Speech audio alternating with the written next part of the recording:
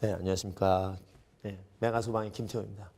반갑습니다. 최선을 다하겠습니다. 시험에 가장 걸맞는 최우선적인 이야기들을 위주로 해서 여러분들에게 알찬 컨텐츠를 제공하기로 약속을 드리겠습니다. 뭐 수학 용어와 일반 용어가 좀 다르죠. 공무원에서도 난이도 차이 그 정도밖에 없었지만 이제는 내용적으로 좀 달라져야 된다 해서 지금 올해 처음으로 공개된 이번에 10월 13일 2차 시험에서도 볼 수 있듯이 화재 관련 지문과 응급조치 관련 지문들이 압도적으로 많아요. 그죠? 20문항 중에서 12문항이라면 굉장히 많은 겁니다. 제가 좀 목이 쉬어가지고 이해해 주세요. 원래 목소리가 아주 좋아요. 자, 그래서 소방 관련된 이야기들에 대한 전략적인 접근이 필요하다. 그래서 제가 이제 지금 수업을 하는 게 소방에서도 일행에서도 하고 있지만 소방에서 하는 어휘들은 거기에 관련된 어휘들에 대해서 좀 심도 있게 다루는 편입니다. 그렇죠? 자, 이런 식으로. 그래서 우리가 가장 필요한 것이 일단 어휘가 필요하겠죠. 그래서 일단 어휘에서는 뭐 이런 말씀 많이 들었을 거예요. 어휘가 뭐 듣기만 해도 뭐 암기가 된다. 뭐 기적과 같은 그런 건 없어요. 다만 기억화시킬 수 있는 단순한 단어의 암기가 아니라 우리가 기억으로 전환시켜주는, 우리가 보통 19번 정도를 까먹어야지 20번째부터 조금씩 가물가물하게 생각이 난다고 한대요. 근데 제 수업을 들으면 소득기죠. 이걸 들으는 48가지 이런 기본 베이스 방법들이 있어요. 그런 방법은 제 강의 25년의 노하우를 잘 섞어서 들을 겁니다. 아주 엄청난 방법들이 많고요. 자, 그러다 보면 2번만 까먹어도 3번째는 정확하게 암기 아닌 기억이 될 수 있는 엄청난 강좌입니다. 그래서 지금 이 강좌만 따로 하진 않고요. 독해 강좌와 같이 합니다.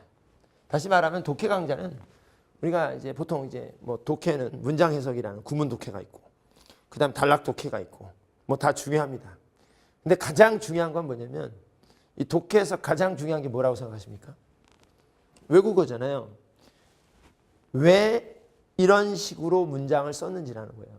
다시 말하면 왜 이래서 왜 이런 결과가 나왔는지에 대한 인과 구조를 명확하게 판단해 줍니다. 우리가 지금까지 알고 있었던 1, 2, 3, 4, 5 형식에 관련된 거, 한국어를 갖다 영어로 끼워 맞추는 방식 다 좋습니다. 근데 가장 중요한 거는 본인이 지문을 봤을 때 이래서 이렇구나라는 그런 강한 확신을 가질 수 있어야지만 이게 왜 오답이고 이게 왜 정답인지를 분명히 알 수 있는 거지 않습니까? 그래서 제가 소방용어 독해를 듣기만 해도 기적적인 해석이 된다. 이때 말하는 기적적인 해석이라는 건 뭐냐면 사실 논리적 독해를 말하는 거죠. 왜 이런 구조가 나왔는지. 그렇죠? 자, 아주 쉬운 문장에서부터 아주 어려운 문장에 이르기까지 문장 해석을 철저히 파헤칠 겁니다. 사실상 이 소방 용어에서는 난이도가 있다 없다를 떠나가지고 뭐 문장 해석이 되는데 틀리는 그런 문제는 없어요. 다시 말하면 문장 해석이 되면 맞춰야 돼요. 그 안에 있는 어휘들도 안다면 말이죠. 근데 가장 중요한 거는 이 문장 해석은 되는데 이거 도대체 무슨 얘기냐, 또는 무슨 얘기인 줄 알겠는데 정확한 근거를 잡아가지고 왜 이런 해석 구조가 되는지를 판단하기가 쉽지가 않더라고요. 그래서 제가 여기에서 가장 강조하는 것은 일반적인 구문 독해와 또 문맥적 독해 사이를 연결시켜주는 논리적 독해라는 엄청난 노하우를 제가 25년의 노하우를 전수드립니다.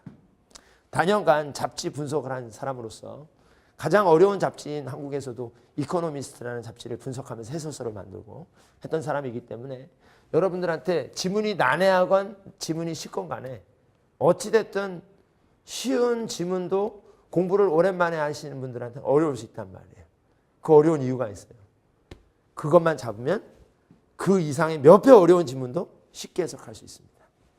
그러한 노하우를 제가 꼭 전수드릴 텐데, 패턴은 이제 108개의 패턴입니다.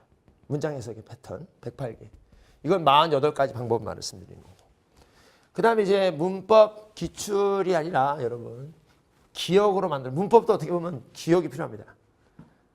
그 기억을 바탕으로 문장 해석이 정확해지는 거고, 또 문법 문제를 위한 문제를 풀 수 있는 거고, 왜 이런 해석이 되는지에 대한 구조 독해를 정확하게 할 수 있는 거 아니겠습니까? 그래서 이 문법은요 가장 우선적인 거로 공부해야 돼요. 여러분 단어 공부할 때도 우선적인 거 먼저 공부하잖아요. 문법도 119개라는 소방 영어에서 가장 문법에서 필요한 것들을 119개로 만들었습니다. 이 패턴으로 제가 수업을 할 거고요. 항상 수업은 이런 식으로 진행된다. 어떻게 진행되나 좀 이따 말씀드리겠습니다. 자, 그 다음에 말 그대로 뭐 소시축이다. 이 말은 뭐냐면 시간 단축이죠. 여러분 시간 단축이라는 게 막연한 시간 단축? 막연하게 어떤 문제도 30초에 풀 수 있다? 근거가 없이는 좀 애매하죠. 근거를 제시합니다. 왜 그런지. 우리가 한 문장을 읽었을 때 그 다음에 이어지는 문장이 뭔지에 대한 확신이 쓴다면 그 다음 문장이 중요한지 안 중요한지를 알 수 있고요. 고로 지문을 정확하고 빠르게 분석할 수 있는 그런 노하우가 있어요. 그 노하우를 제가 여기서 다 담아서 25년의 노하우를 제가 정리해 드리겠습니다. 오케이. 자, 그래서 그럼 김태형이가 어떻게 수업을 할지는 가장 우리가 어떻게 보면 1단계라고 볼 수 있는데, 자, 우리가 독해와 어휘를 같이 하는데 문장 해설에 108가지 패턴이 있어요. 그 패턴과 어휘를 암기하는 패턴들이 있습니다. 이런 패턴들이 이상하게 연결이 돼요. 전혀 상관이 없는 얘기라는 것 같은데 1강에서 2강에서 3강에서 4강에서 하면은 1강에서 들었던 내용이 2강에서 연계가 돼요. 즉 2강에서 들었던 내용이 3강에서 연계가 됩니다. 즉 꼬리에 꼬리를 물면서 이게 만일에 100강이란 100강의를 하나의 덩어리로 만들어주는, 정말 해석을 함에 있어서 호흡 같은 거 길어야 되지 않습니까? 한눈에 쑥 보고 알아야 되는 쉬운 문장일 경우에는 그러한 훈련을 쌓기 에는 가장 좋은 이상적인 패턴 연습을 제가 시켜드릴 거고, 역시 이제 문법도 뭐 수방에서는 문법 문제 비중이 솔직히 적죠. 하지만 이때 문법 패턴의 119 패턴이라는 것은 대부분 문법 문제를 위한 패턴도 당연히 있고요. 그것보다 더 앞서서 우리가 정확한 구조 해석을 할 수 있는 패턴을 최우선적으로 해준다는 게 가장 핵심입니다. 그래서 이때 어휘가 이게 뭐 메인은 아니고 이 어휘라는 것은 살짝 언급을 해주는 정도, 메인은 아니고요. 특강에서는 어휘를 위주로 가겠지만 말이죠. 그래서 다른 내용으로 진행을 합니다. 자, 이 소독기에서 이거 제가 가장 강조하는 패턴인데요. 뭐 유형 독해다, 단락 독해, 단락이라는 것은 문장이 여러 개 만들어져 가지고 뭐 몇 줄 된 독해를 말하는데, 이런 독해도 중요하지만은 이 독해에서 여러분들이 왜 장악을 못했느냐, 이 지문을 왜 내가 뚫어버리지를 못했느냐, 약점이 있단 말이에요. 외국어니까. 한국어도 약점이 있는데 그 약점을 여러분들 스스로 잘 알 텐데, 그러면 이 많은 학생들이 어떻게 약점을 하나하나씩 모아가지고 하느냐, 다 똑같아요. 그 약점은요, 딱 한 가지로 여러분들이 극복할 수 있습니다. 제가 아까 언뜻 말씀드렸는데 모든 지문을요, 인과 구조로 따질 수 있는 능력을 키워줍니다.